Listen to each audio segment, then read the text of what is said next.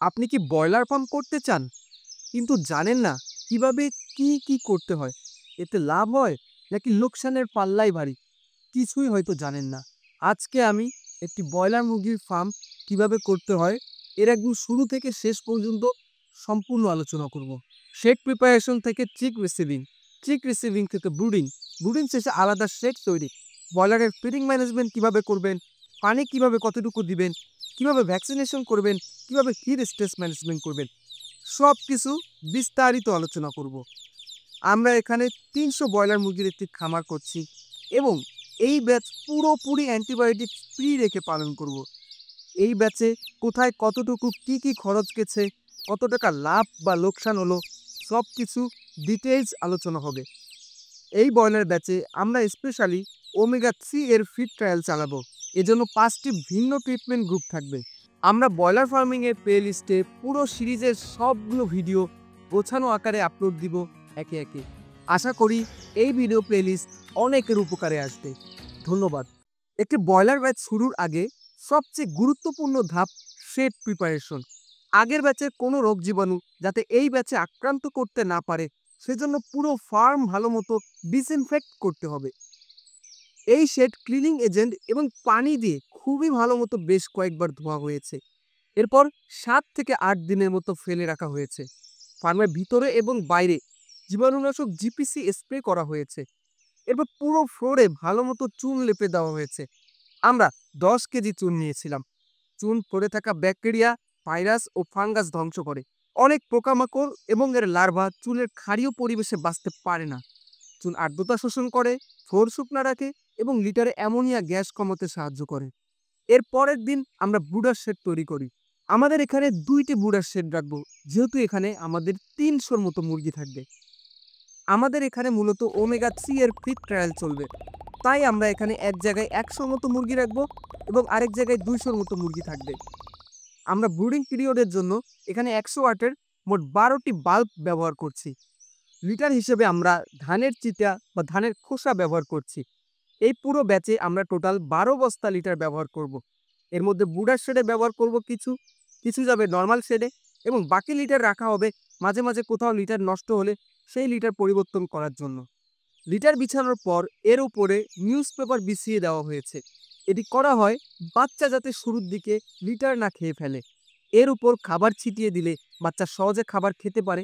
সাথে এটি লিটারের সরাসরি সংস্পর্শ থেকে বাচ্চাকে সেফ রাখে, কারণ লিটারে থাকা ধুলোবালি বাচ্চার শ্বাসকষ্ট বা নিউমোনিয়ার কারণ হতে পারে। চিক বা মুরগির বাচ্চা তোলার আগে এই প্রতিটি কাজ সচেতনভাবে করা উচিত, কারণ কোনো একটি কাজ ঠিকমতো করা না হলে খামারে বেশ বড় ধরনের বিপর্যয় দেখা দিতে পারে। 6 তারিখ আমাদের ডিওসি আসবে, এজন্য আমরা 5 থেকে 6 ঘন্টা আগেই আমাদের ব্রুডার শেডের বাতি জ্বালিয়ে রেখেছি, যাতে ঘর কিছুটা উষ্ণ আগে থেকেই থাকে। আমাদের ডিওসি ছিল আমান চিকের লোহম্যান মিড স্প্রেড, যার প্রতিটির দাম পড়েছে 21 টাকা করে।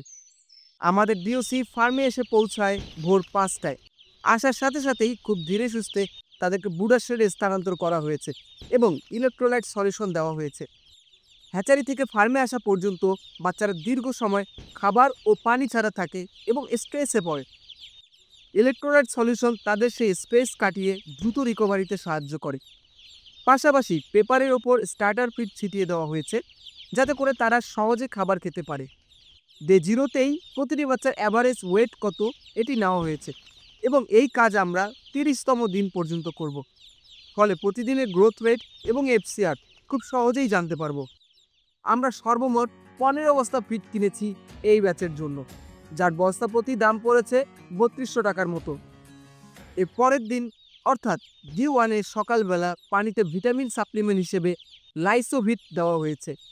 এটি মুরগির রোগ প্রতিরোধ ক্ষমতা বাড়াতে সাহায্য করে। তাছাড়া ভিটামিন শরীরের মেটাবলিজম ঠিক রাখে, ফলে এফসিআর খুব ভালো হয় এবং মুরগির দ্রুত ওজন বৃদ্ধি হয়। প্রথমত 6+4 টোটাল 10টি ড্রিঙ্কার 2 জায়গায় ব্যবহার করা হয়েছে। ডে 2 থেকে ডে 5 পর্যন্ত প্রতিদিন সকালে আমরা ভিটামিন সাপ্লিমেন্ট এবং প্রোবায়োটিক সাপ্লিমেন্ট দিয়েছি। প্রোবায়োটিক মুরগির রোগ প্রতিরোধ ক্ষমতা বাড়াতে সাহায্য করে, ফলে অ্যান্টিবায়োটিকের ব্যবহার আলাদা করে করতে হবে না আমাদের। এর মধ্যে ডে 3তে আমাদের প্রথম একটি মুরগির বাচ্চা মারা যায়। যার প্রাথমিক কারণ অনুসন্ধান করে আমরা ঠান্ডা লাগার লক্ষণ পাই। এরপরে লাইটের হাইট কিছুটা নিচে নামানো হয়েছে যাতে টেম্পারেচার ভালোভাবে অ্যাডজাস্ট করা সম্ভব হয়। ব্রুডার শেডে টেম্পারেচার ঠিক আছে কিনা তা চোখে দেখে বোঝার উপায় হলো এটি লক্ষ্য করা যে মুরগির বাচ্চা একদম লাইটের কাছে জড়সড় হয়ে আছে নাকি একদম চিক গার্ডের ধার ঘেঁষে আছে। যদি লাইটের কাছে জড়সড় হয়ে থাকে তবে বুঝতে হবে টেম্পারেচার কম, আর যদি দেখা যায় একদম চিক গার্ডের ধার ঘেঁষে বসে আছে তাহলে বুঝতে হবে টেম্পারেচার অনেক বেশি। সে অনুযায়ী অ্যাডজাস্ট করতে হবে লাইটের হাইট এবং বাল্বের সংখ্যা। পঞ্চম দিন রাতে নিউক্যাসল বা রানীক্ষেত এবং ইনফেকশাস ব্রঙ্কাইটিস ডিজিজের ভ্যাকসিন দেওয়া হয় আই ড্রপের মাধ্যমে। প্রতিটি মুরগির যে কোনো একটি চোখে এক ড্রপ করে। এক্ষেত্রে সাবধানতা অবলম্বন অত্যন্ত জরুরি যাতে একটিও মুরগি বাদ না পড়ে ভ্যাকসিনেশন থেকে। না হলে একটি মুরগির বাচ্চা রোগাক্রান্ত হলে সেই রোগ পুরো ব্যাচে ছড়িয়ে পড়ার সম্ভাবনা থাকে। মুরগির বাচ্চাগুলোকে অবশ্যই খুব শান্তভাবে এক হাত দিয়ে ধরে এরপর তাদের চোখে এক ড্রপ দিতে হবে। কোনোভাবেই কোনো বাচ্চা যাতে ইনজুর্ড না হয় সেদিকে অবশ্যই লক্ষ্য রাখতে হবে। ষষ্ঠ দিনে আমাদের নতুন করে কোনো মর্টালিটি হয়নি। এ পর্যন্ত আমাদের প্রায় 40 কেজির মতো ফিড গিয়েছে। আমরা চেষ্টা করি দিনে 3 বার খাবার দিতে এবং পানি পাল্টে দিতে। এতে করে মুরগির বাচ্চা ফ্রেশ পানি পায়, পানিতে কোনো রোগ জীবাণু গ্রো করার সময় পায় না এবং বাচ্চা সুস্থ থাকে। সপ্তম দিন অর্থাৎ ডে 7-এ আমাদের চিকের ব্রুডিং পিরিয়ড আমরা শেষ করি। আজ আমাদের অনেক কাজ করতে হয়েছে। আলাদা করে 5টি ট্রিটমেন্টের জন্য শেড বানাতে হয়েছে। আমরা নেট এবং বাঁশ দিয়ে শেডগুলো বানিয়ে ফেলি। এরপর লিটার বিছিয়ে তার উপরে ফিডার এবং ড্রিঙ্কার রাখার জন্য ইট বিছানো হয় জায়গায় জায়গায়। এখনও আমরা ছোট আকারের ফিডার এবং ড্রিঙ্কার ব্যবহার করছি। মুরগি কিছুদিন পর বড় হলে এরপর আমরা বড় ফিডার ড্রিঙ্কার ব্যবহার করব। আমরা ট্রিটমেন্ট 1 থেকে 4 পর্যন্ত প্রতিটি ট্রিটমেন্টে 2টি করে ফিডার এবং ড্রিঙ্কার রেখেছি। প্রতিটি ট্রিটমেন্টে ছিল 25টি করে বার্ড। ট্রিটমেন্ট 5-এ 220টি বার্ড ছিল। এখানে আমরা 8টি ফিডার এবং 8টি ড্রিঙ্কার ব্যবহার করছি। এই জায়গায় আমাদের আসলে আরও কিছু ড্রিঙ্কার লাগতো, তবে তা না থাকায় এই রেশিও মেনটেন করছি আমরা। শেড প্রিপারেশনের পর ধাপে ধাপে সব চিক ট্রিটমেন্ট শেড অনুযায়ী ট্রান্সফার করা হয়। এরপরে তাদেরকে খাবার এবং পানি দেওয়া হয়। আজ অষ্টম দিন। আজ সারাদিন ঝড় বৃষ্টি হচ্ছে এক নাগাড়ে।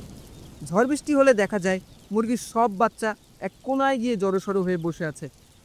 আমরা শেডের ভিতরে যাতে বৃষ্টির পানির ছিটা না পড়ে সেজন্য আলাদা করে ত্রিপালের ব্যবস্থা করে রেখেছি। ঝড় বৃষ্টি হলে সেগুলো নামিয়ে দেওয়া হয়। আজ সারাদিন এই ত্রিপালগুলো নামানো। ত্রিপাল বেশিক্ষণ নামিয়ে রাখাও ঠিক না, কারণ এতে ঘরের মধ্যে ভেন্টিলেশন হয় না ঠিকমতো, ফলে অ্যামোনিয়া গ্যাস বৃদ্ধি পায় ঘরের মধ্যে। দশম দিন পর্যন্ত আমাদের ফিড গেছে প্রায় 80 কেজি এবং মর্টালিটি ছিল মোটে 4টি। দশম দিন রাতে আমরা গাম্বোরো ডিজিজের ভ্যাকসিন দিই। গাম্বো মেড নামে বাজারে পাওয়া যায় এটিও আমরা মুরগির চোখের মধ্যে 1 ড্রপ করে দিয়েছি। সবগুলো মুরগিকে প্রথমে এক সাইডে সরিয়ে নেওয়া হয়, এরপর প্রত্যেকটাকে হাতে ধরে তাদের ভ্যাকসিনেশন করা হয়। মনে রাখবেন, সঠিকভাবে ভ্যাকসিনেশন করা আপনার মুরগির খামারকে রোগবালাই থেকে দূরে রাখার একমাত্র হাতিয়ার। আজ 11তম দিন। মুরগিগুলো এখন অনেকটাই অ্যাক্টিভ, ওজনও ভালোই বাড়ছে। আমরা ছোট ফিডার এবং ড্রিঙ্কারগুলো পাল্টে বড় বড় ফিডার ড্রিঙ্কার দিয়েছি যাতে করে মুরগি সবসময় খাবার এবং পরিষ্কার পানি পায়।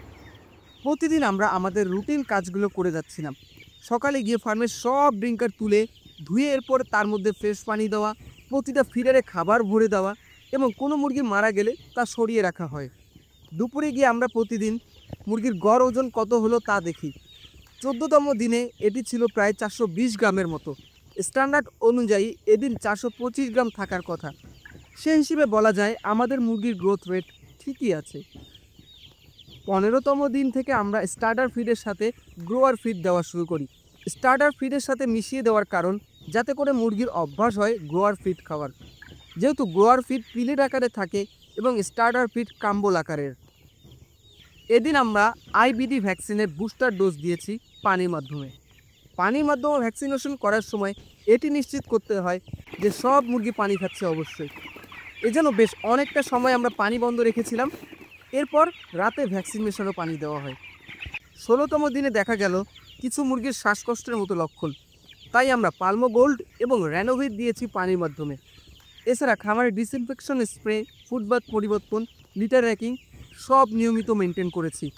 তবে এরপরেও 17তম দিন পর্যন্ত আরও 6টি মুরগি মারা যায় আমাদের ফার্মের। 18তম দিনের পরের দিনগুলো এমনিতেই ব্রয়লার ফার্মের জন্য অনেক চ্যালেঞ্জিং, কারণ এই সময় মুরগি খুব দ্রুত বড় হয়, তাই মুরগি মারা যাওয়ার ঝুঁকিও সমানুপাতিক হারে বাড়ে। তার উপরে এই সময় হঠাৎ করে প্রচণ্ড গরম পড়েছে। আমরা লক্ষ্য করি সবগুলো মুরগি প্যান্টিং করছে, ইভেন খাবার পানি পর্যন্ত খাচ্ছে না।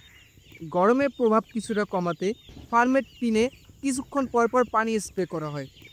মুরগির ইমিউনিটি বাড়াতে আমরা আবার প্রতিদিন সকালে পালমোগোল্ড এবং লাইসোভিট দেওয়া শুরু করি।